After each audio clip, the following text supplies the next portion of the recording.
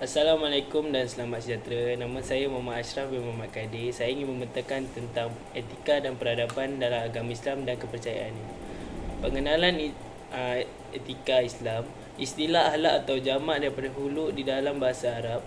Sudut bahasa, sikap, tabiat, budi pekerti, perangai dan tingkah laku. Sudut istilah tingkah laku semula jadi daripada keadaan jiwa seorang individu tanpa pertimbangan pemikiran. Pengenalan peradaban berasal dari Arab iaitu mudun atau madain, membawa maksud tinggi budi bahasa atau pembukaan bandar. Dalam bahasa Inggeris disebut civilization yang berasal daripada kategori iaitu civitas. Civitas bermaksud bandar. Peradaban juga ditakrifkan oleh unsur-unsur objektif yang serupa seperti bahasa, sejarah, agama, adat, institusi dan pengenalan yang subjektif. Cacatan Kamus Dewan. Daripada Cacatan Kamus Dewan, peradaban adalah merujuk kepada pertama, keadaan masyarakat manusia yang dicirikan atau didasarkan pada taraf kemajuan, kebendaan serta perkembangan sosial, budaya, politik dan lain-lain yang tinggi peradabannya. Yang kedua, negara dan penduduknya yang telah mencapai taraf kemajuan, kebendaan serta perkembangan pemikiran sosial, budaya, politik dan lain-lain yang lebih tinggi. Ketiga, budaya atau cara hidup orang-orang negara dan kawasan satu zaman tertentu. Keempat, keadaan pemikiran, budaya dan moral. Pandangan sarjana-sarjana Islam. Pertama, Muhammad Farid Wadi dalam bukunya Al-Madaniyah wal Al-Islam yang merujuk kepada masyarakat berdasarkan bandar dan bandar itu merupakan asas serta tempat perkembangan sesuatu. Kedua, Ismail Al-Faruqi mendefinisikan peradaban sebagai pencapaian kesempurnaan syarat-syarat sebagai sebuah organisasi sosial yang maju, bersesuaian dengan sebuah bandar berbanding dengan penduduk desa. Ketiga, Muhammad Abdul Jabbar Berg, suatu rangkaian terdiri daripada fenomena masyarakat manusia seperti bandar, huruf, seni, bina, agama, undang-undang dan rangka dasar politik. Salam sejahtera. Nama saya Dexter Bantah, anak Andy Jalin dari DKA 1A, dan saya akan membentangkan tentang sistem dalam kehidupan masyarakat Islam. Terdapat 3 aspek yang tergolong di sistem dalam kehidupan masyarakat Islam, iaitu aspek sosial, aspek ekonomi dan aspek politik. Aspek sosial terdiri pada adab berpakaian. Nombor 1, menutup aurat.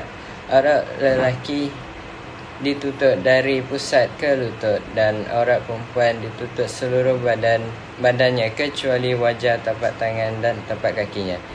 Nombor 2, tidak menampakkan tubuh badan dan tidak jarang. Pakaian jarang bukan sahaja menampakkan warna kulit, malah boleh merangsang nafsu orang yang melihat. Nombor 3, mulakan dari sebelah kanan. Nombor 4, larangan pemakaian emas bagi lelaki.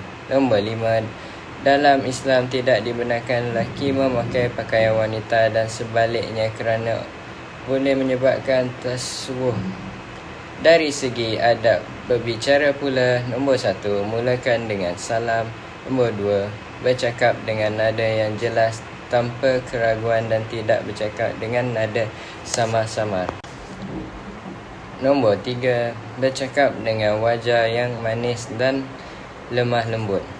Nombor 4, jangan bercakap mengenai hal orang lain, mencaci dan membuat fitnah. Nombor 5, jangan memanggil seseorang dengan panggilan nama yang tidak menyenangkan atau yang boleh memalukannya.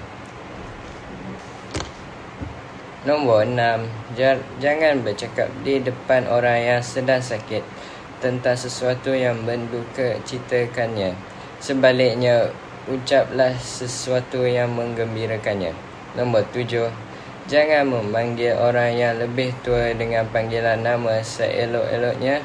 Panggillah dengan nama yang memuliakan mereka.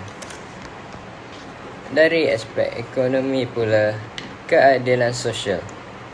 Negara yang dapat menyediakan keperluan asas hidup individu. Istiqlal, pelantikan sebagai amanah. Manusia memegang amanah untuk memakmurkan alam. Bekerja dan ganjaran.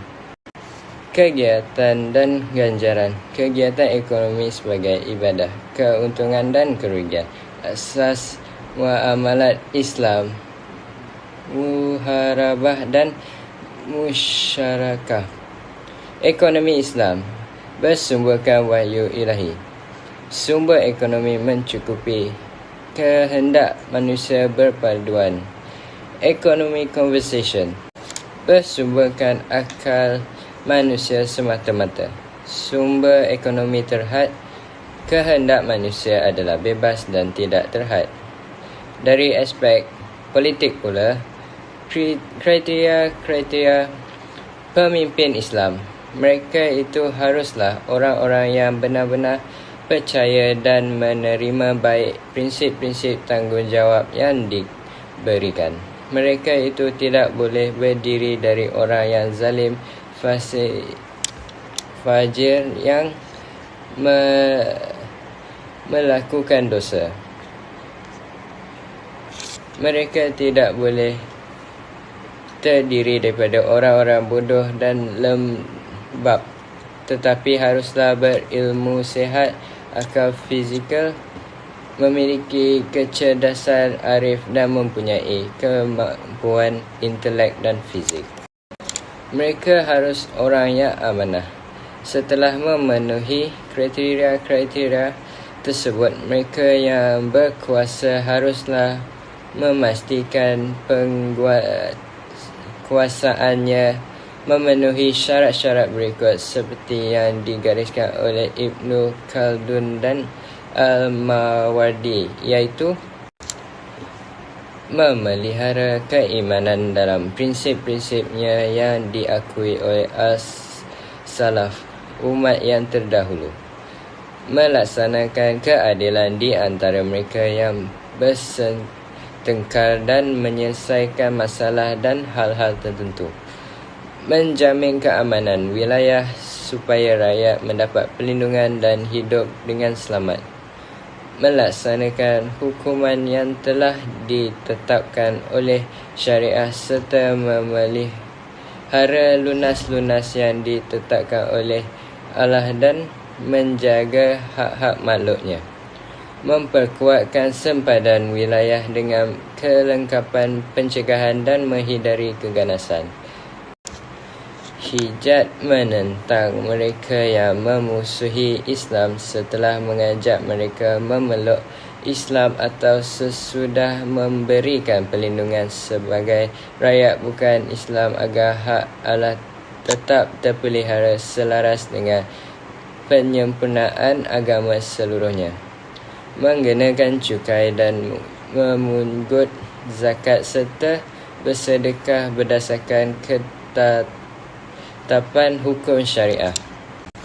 Anggaran belanjawan, gaji dan pembiayaan yang diperlukan dari perbendaharaan tanpa pembaziran, melantik seseorang yang berakhlak mulia dan kemampuan untuk memegang jawatan yang diamanahkan bagi mengawasi harta kekayaan negara serta mentadbir masalah-masalah kenegaraan, menyediakan penyeliaan peribadi dan pemeriksaan terhadap masalah umum bagi memajukan bangsa dan melindungi agama.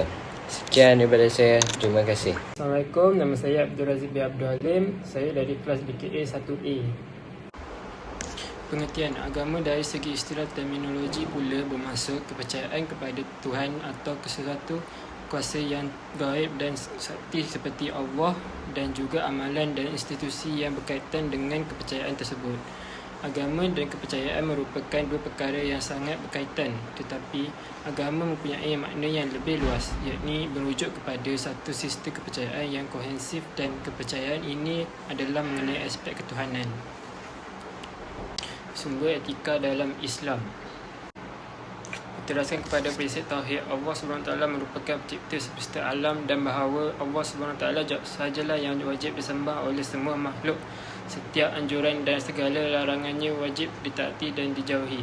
Ketaatan dan ketakwaan yang kental terhadap Allah SWT merupakan satu isbat yang efektif. Insentif seperti ganjaran, pahala dan syurga memastikan masyarakat berbuat amalan mulia. Penalti untuk pengakhiran yang buruk di akhirat mengelakkan Islam melakukan amalan negatif.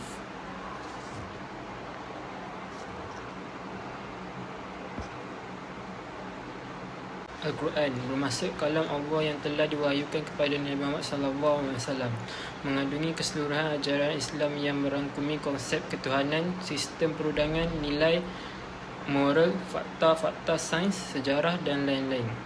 As-Sunnah dikenali sebagai hadis Nabi Muhammad SAW, segala perkataan, perbuatan, pengakuan serta sifat atau akhlak pada diri Rasulullah sebelum maupun sesudah. Bagi sumber peradaban masyarakat Islam bermula pada kurun ke-7 Masihi di semenanjung tanah Arab pemerintahan Nabi Muhammad SAW di kota Madinah. Pemimpin seterusnya ialah para sahabat serta penguasa-penguasa Islam tokoh di zaman Khulafa' Ar-Rasyidin, Bani Umayyah, Abbasiyah serta Turki Uthmaniyah, berkembang dengan meluas dari barat ke Asia Timur. Prinsip utama dalam etika Islam ialah etika mestilah selari dengan al-din, iaitu agama. Di dalam Islam, orang yang mempraktikkan etika atau akhlak yang mulia dilihat sebagai orang yang berjaya mempamerkan iman serta agamanya, manakala orang yang melakukan perbuatan yang keji dianggap sebagai orang yang lemah iman serta agamanya. Etika membicarakan tentang dua dimensi sikap manusia. Etika di dalam Islam juga perlulah menggariskan tentang dua dimensi sikap manusia, iaitu dimensi sikap positif serta dimensi sikap negatif. Dimensi positif yang disebut di dalam Al-Quran adalah seperti al-ilm, ilmu pengetahuan, al-bayan, wacana intelektual, dan al-taqwim, al-hasan, karakter semula jadi yang baik. Sesuatu selalu dikaitkan dengan fitrah semula jadi manusia yang suci.